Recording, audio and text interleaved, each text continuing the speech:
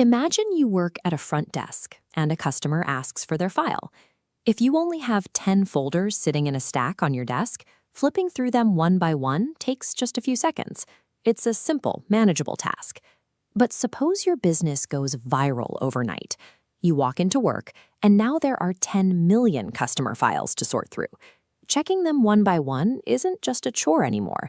It's a physical impossibility that would take decades. In software, checking items one by one is a linear search. On a small scale, it's fine. But at the scale of millions, it's the primary reason apps freeze and entire systems go dark. Programmers need a way to predict these failures before they happen.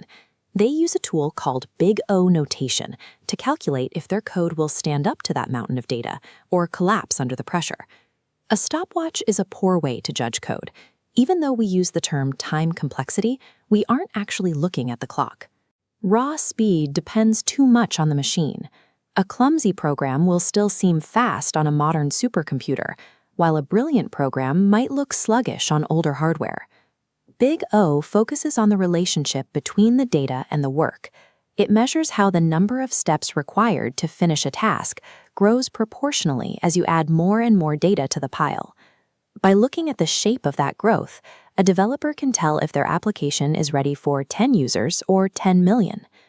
Back in our office, our one-by-one search creates a straight diagonal line on the chart, one step for every folder. This is Big O of N. The more data you have, the more work you do.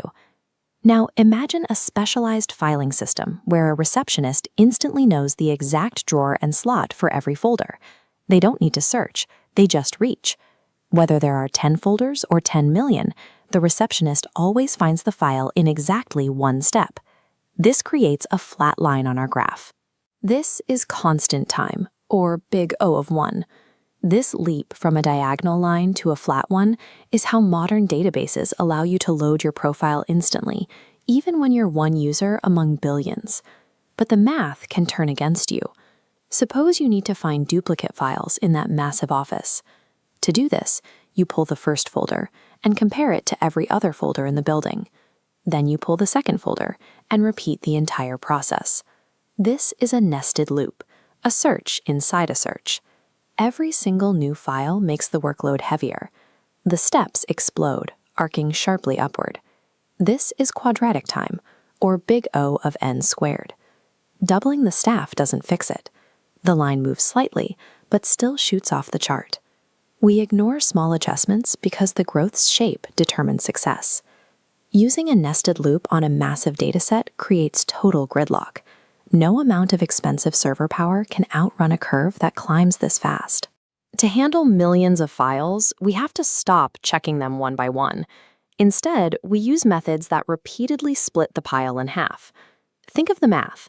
If you have 1,000 files and check them one by one, that's 1,000 steps. But if you split the pile in half, then half again, you can find any single file in just 10 steps. This halving effect keeps the growth curve remarkably low, making it possible to sort through millions of items in a fraction of a second. When engineers plan these systems, they always prepare for the absolute messiest, most difficult scenario possible. We can't rely on being lucky. If we only plan for the average day, our system will fail the moment a huge surge of people all try to access the most difficult, buried data at the same time. Designing for the absolute worst-case growth is the only way to ensure that digital infrastructure remains stable and crash-proof for everyone. There is a trade-off, though. These high-speed methods often require extra desk space, meaning computer memory, to keep things organized while they work. This is called space complexity. In modern computing, digital storage is cheap, but a user's patience is very limited. We almost always choose to use more memory if it means the user gets their data faster.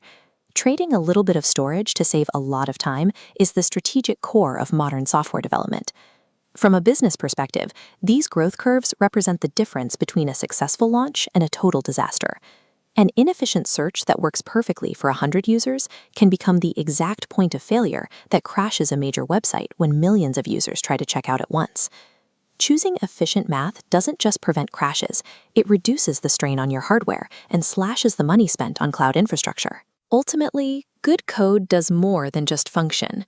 It is designed to hold its shape when the workload scales from a single desk to the entire world.